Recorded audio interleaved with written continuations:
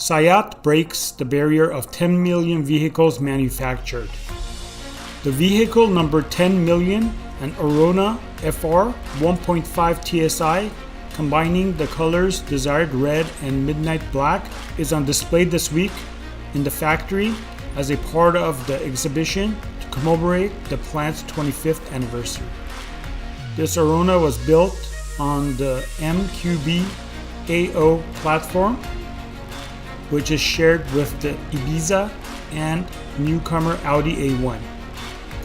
SEAT was the Volkswagen Group's first brand to use this platform, which allows for greater manufacturing flexibility as it is supported various models and enables different kinds of body styles within the same segment, and has made it possible for the factory to add 3 new models to its line in the past 18 months.